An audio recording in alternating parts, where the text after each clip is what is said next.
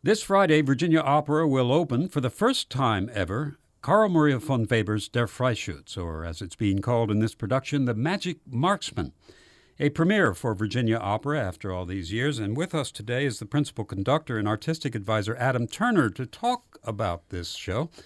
It's going to be exciting because the Virginia Opera has not done this before. Have you done this before, Adam? Definitely not. Okay, yeah. I mean, it's so rarely done in America. Yeah. So I can't even think of, has it been done in the state of Virginia? In my research, I think I found something around the late 19th century in Richmond. Oh, really? They did a one-off. Okay, So, right. Yeah. All right, so the question is, the mystery is not whether bullets can turn corners, but the mystery is why isn't Freischutz performed more often? Right. Well, it is a very German nationalistic story, and it's set in Bohemia, takes place around the 30 Years' War, and has a lot of German folk elements to it. Mm-hmm. And I think the Germanic quality of it is the challenge for an American audience, or really any audience outside Germany or Austria. And that was something that we wanted to take on. Okay. We looked at recruiting the director Stephen Lawless, mm-hmm. internationally renowned, has done Falstaff and Salome for us. But we enlisted him and said, what do you think? We really want to do this piece. We believe in it, but we know it's a challenge for American audiences. And he said, we have to set it in America, and we have to translate it and put it in English. Okay. And so we immediately got started with that. He embraced the style of Washington Irving. He discovered that Washington Irving had written The Legend of Sleepy Hollow mm-hmm. in 1821, or mm-hmm. 1820, I think, around the same time Freischutz premiered. And so that became the stylistic vehicle for the translation.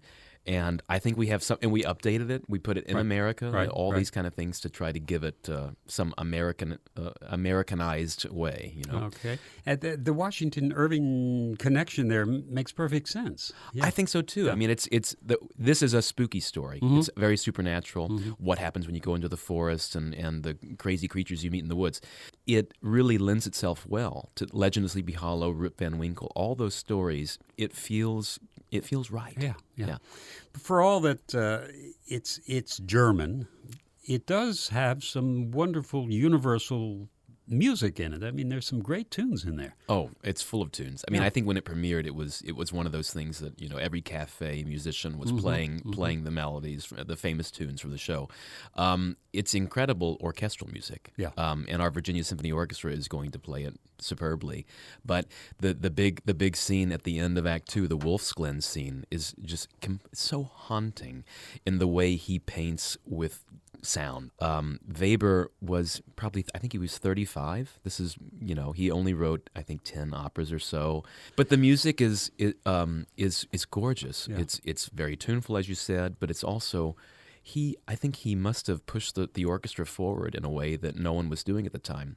This 1820, 1821, whatever the time was, is exactly the time that Beethoven is writing his Hammerklavier Sonata. He's sketching the Ninth Symphony. Rossini, his Barber of Seville had just been premiered a few years mm-hmm. prior.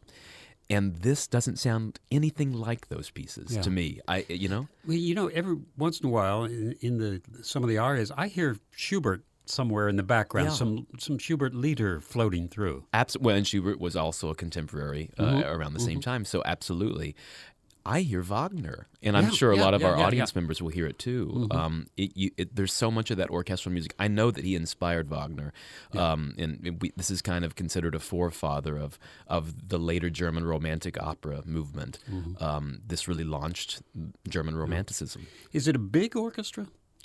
It can be. We're doing it with a modest size orchestra because, as with opera, there's always the financial challenge of because it's a huge chorus show, and it requires a cast of really Wagnerian kind of singers, and so there's a lot of budgetary restrictions for any opera company, but it's a decent sized orchestra. How is this different from conducting, say, Rossini or Verdi or Puccini? You mentioned that it's Germanic. It's got a German soul, but are there other differences from your podium point of view? The Wolf's Glen scene is one of those moments where it doesn't sound like Rossini or even there's something about it. There's the quality of the music, and what it requires, the attention to the stage that it requires. That's a little bit different than conducting a Rossini overture, the Barber Seville.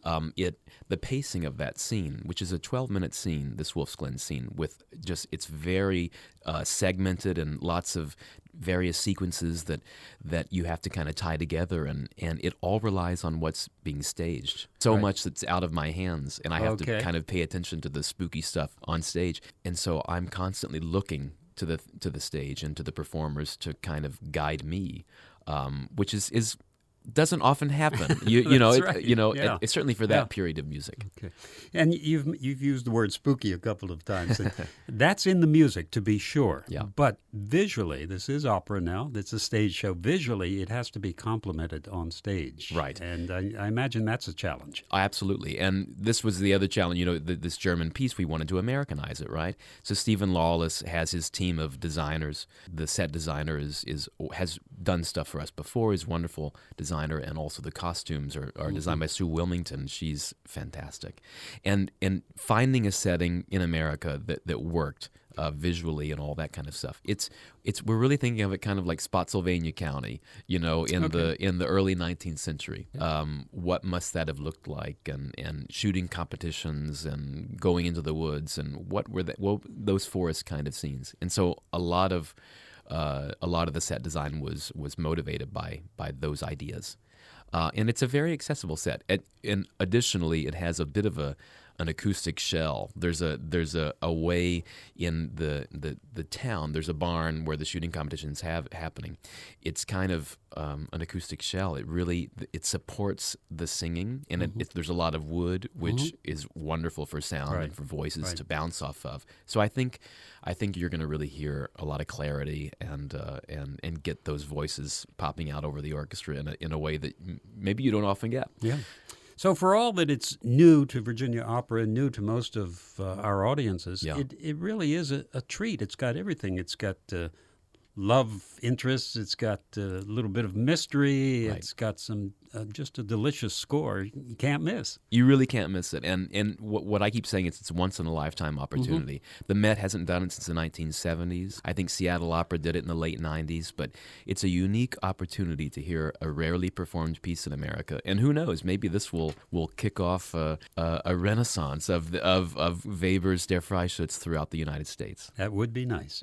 Der Freischutz, or the Magic Marksman, as we're calling this English language translation, opening at the Harrison Opera House this Friday evening, and we've been talking with Principal Conductor and Artistic Director Adam Turner.